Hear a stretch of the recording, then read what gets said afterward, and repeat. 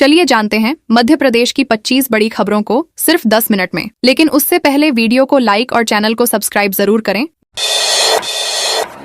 MP के 2 TI समेत 100 पर राजस्थान में एफआईआर। राजस्थान के झालावाड़ जिले में मध्य प्रदेश पुलिस के 2 थाना प्रभारियों समेत करीब 100 लोगों के खिलाफ एफआईआर दर्ज की गई है। मामला जनवरी 2026 में डग थाना क्षेत्र के घाटाखेड़ी गांव में हुई एनडीपीएस कार्रवाई से जुड़ा हुआ है। चौमहला कोर्ट के 13 जून के आदेश के बाद डग थाने में आगर कोतवाली टीआई शशि उपाध्याय, बड़ौद थाना प्रभारी रूप सिंह, एसआई राखी गुर्जर और एएसआई अजय जाट सहित अन्य लोगों के खिलाफ मामला दर्ज किया गया। आरोपियों पर विभिन्न धाराओं में केस दर्ज हुआ है। पुलिस का कहना है कि जांच के दौरान अन्य संदिग्धों की पहचान कर उनके खिलाफ भी कानूनी कार्रवाई की जाएगी।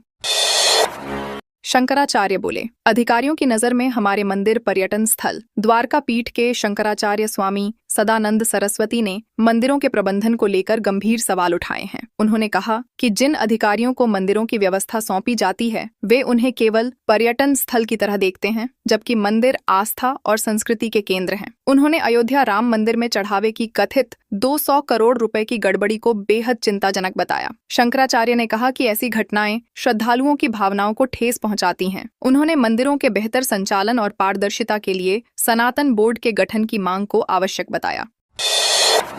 3900 करोड़ का हाईवे ब्रिज का बीच वाला हिस्सा धंसा। भारतमाला परियोजना के तहत इंदौर से एदलाबाद तक बन रहे राष्ट्रीय राजमार्ग पर खरगोन जिले के बासवां गांव के पास खिरकिया नदी पर बना नया पुल धंस गया है। यह पुल करीब 2 महीने पहले ही बनकर तैयार हुआ था और अभी इस पर यातायात भी शुरू नहीं किया गया था। पुल की स्लैब धंसने से निर्माण गुणवत्ता पर गंभीर सवाल खड़े हो गए हैं। स्थानीय लोगों का आरोप है कि खामियों को छिपाने के लिए धंसे हिस्से पर मिट्टी और बारदान डाल दिए गए। घटना के बाद एनएचएआई और निर्माण एजेंसी की कार्यशैली को लेकर जांच की मांग तेज हो गई है। उज्जैन में राम मंदिर ट्रस्ट को भंग करने की मांग। अखिल भारतीय पुजारी महासंघ ने अयोध्या राम मंदिर ट्रस्ट को भंग करने और पूरे मामले की सीबीआई जांच कराने की मांग की है। महासंघ के अध्यक्ष महेश शर्मा ने प्रधानमंत्री नरेंद्र मोदी को पत्र भेजकर कहा कि राम मंदिर करोड़ों श्रद्धालुओं की आस्था का प्रतीक है। ऐसे में दान राशि और चढ़ावे को लेकर उठ रहे सवालों का पारदर्शी तरीके से जवाब मिलना चाहिए। उन्होंने कहा कि देश भर के लोगों ने अपनी श्रद्धा से मंदिर को दान दिया है। यदि किसी प्रकार की अनियमितता हुई है तो दोषियों के खिलाफ सख्त कार्रवाई होना आवश्यक है।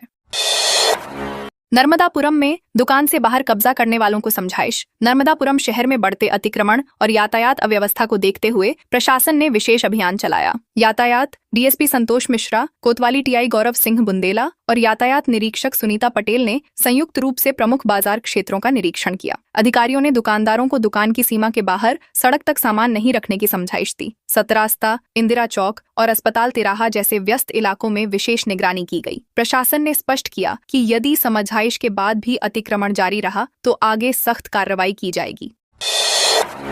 एंट्री को लेकर गार्डों और परिजनों में मारपीट। शिवपुरी मेडिकल कॉलेज में सोमवार रात मरीज के परिजनों और सुरक्षा गार्डों के बीच जमकर विवाद और मारपीट हो गई। जानकारी के अनुसार एक बुजुर्ग महिला को इलाज के लिए इमरजेंसी वार्ड में भर्ती कराया जा रहा था। इसी दौरान परिजनों के अंदर प्रवेश को लेकर गार्डों से बहस शुरू हो गई। देखते ही देखते मामला हिंसक झड़प में बदल गया और अस्पताल परिसर में हंगामा मच गया। सूचना मिलने पर कोतवाली पुलिस मौके पर पहुंची और स्थिति को नियंत्रित किया। दोनों पक्षों ने एक दूसरे पर मारपीट और अभद्र व्यवहार के आरोप लगाए हैं।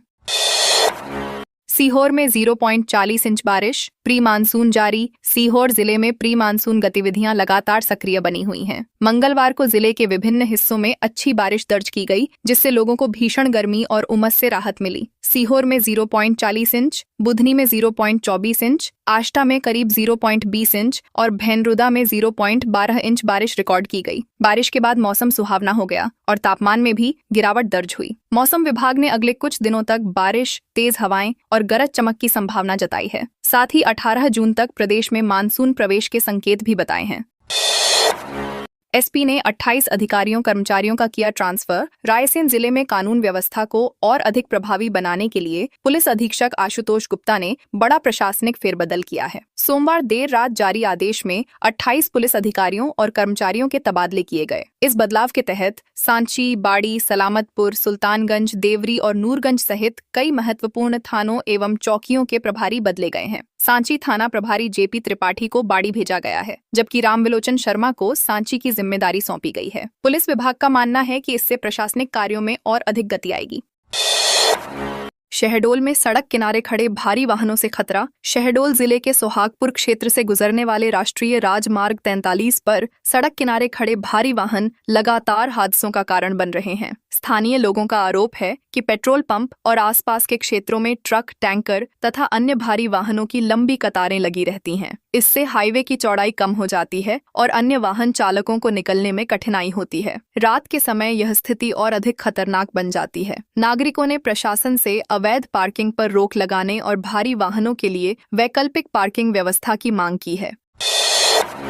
धर्म छिपाकर नाबालिग से दोस्ती का आरोप। दमोह जिले के कोतवाली थाना क्षेत्र में एक युवक पर धर्म छिपाकर नाबालिग लड़की से दोस्ती करने और उसे परेशान करने का आरोप लगा है। सोमवार रात हिंदू संगठनों के सदस्य कोतवाली पहुंचे और आरोपी के खिलाफ शिकायत दर्ज कराई। शिकायत में आरोप लगाया गया कि युवक ने अपनी पहचान छुपाकर नाबालिग से संपर्क बढ़ाया और परिवार को नुकसान पहुंचाने की धमकी भी दी। संगठन के प्रतिनिधियों के अनुसार साहिल खान नामक युवक सोशल मीडिया पर साहिल लाला नाम से आईडी चलाता था तथा खुद को हिंदू दिखाने के लिए कलावा बांधता और टीका लगाता था। पुलिस मामले की जांच कर रही है।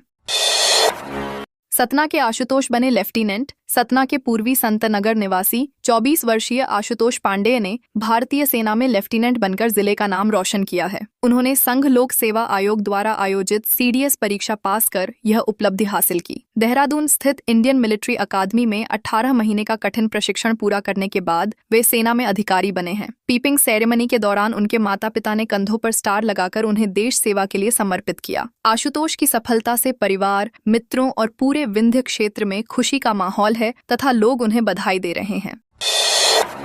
चित्रकूट में अस्थायी भोजनालय आग। चित्रकूट के परिक्रमा मार्ग स्थित गायत्री मंदिर के पास सोमवार शाम एक अस्थायी भोजनालय में भीषण आग लग गई। प्रारंभिक जानकारी के अनुसार गैस सिलेंडर में लीकेज होने से आग भड़की और कुछ ही देर में पूरी झोपड़ीनुमा संरचना को अपनी चपेट में ले लिया। घटना के समय आसपास मौजूद श्रद्धालुओं और लोगों में अफरा तफरी मच गई। आग की ऊंची लपटें दूर तक दिखाई दीं, जिससे क्षेत्र में दहशत का माहौल बन गया। राहत की बात यह रही कि किसी प्रकार की जनहानि नहीं हुई। हालांकि भोजनालय पूरी तरह जल गया और संचालक को भारी आर्थिक नुकसान उठाना पड़ा। पड़ाती थी।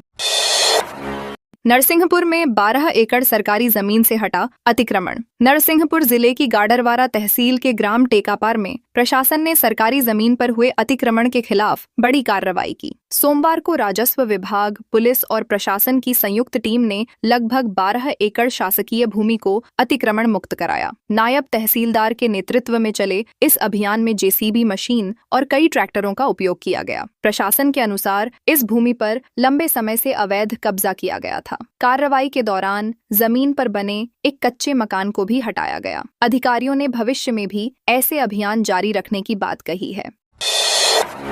3 जगह टास्क फोर्स ने 170 ट्रॉली रेत किया नष्ट। अवैध रेत खनन और भंडारण के खिलाफ चलाए जा रहे अभियान के तहत जिला प्रशासन की टास्क फोर्स ने बड़ी कार्रवाई की है। टीम ने 3 अलग अलग स्थानों पर पहुंचकर करीब 170 ट्रॉली अवैध रेत का भंडारण नष्ट कर दिया। प्रशासन के अनुसार नष्ट की गई रेत की कीमत लगभग 3.70 लाख रुपए आंकी गई है। इसके अलावा अवैध रेत परिवहन करते हुए एक ट्रैक्टर ट्रॉली को जब्त कर चालक को गिरफ्तार किया गया है। सुप्रीम कोर्ट के निर्देशों के बाद चंबल क्षेत्र में लगातार निगरानी रखी जा रही है और अवैध गतिविधियों पर सख्त कार्रवाई जारी है।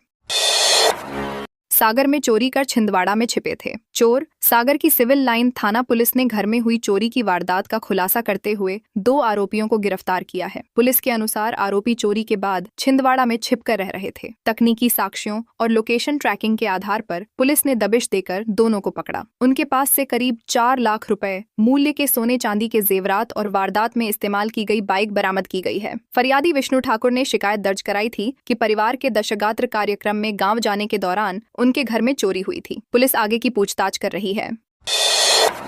छिंदवाड़ा में नाबालिग अपहरण कांड में मुख्य आरोपी को जेल। छिंदवाड़ा जिले के झुन्नारदेव क्षेत्र में नाबालिग बालिका को बहला फुसलाकर भगाने के मामले में पुलिस ने मुख्य आरोपी अरशद शेख उर्फ काजू और उसके सहयोगी माधव सोनी को गिरफ्तार कर जेल भेज दिया है। मामले की गंभीरता को देखते हुए पुलिस अधीक्षक के निर्देशन में 4 विशेष टीमों का गठन किया गया था। इन टीमों ने लगातार तलाश अभियान चलाकर आरोपियों का पता लगाया। पुलिस ने नाबालिग बालिका को सकुशल बरामद कर उसके परिजनों को सौंप दिया है। न्यायालय में पेशी के बाद दोनों आरोपियों को जिला जेल भेज दिया गया। मामले की आगे भी जांच जारी है।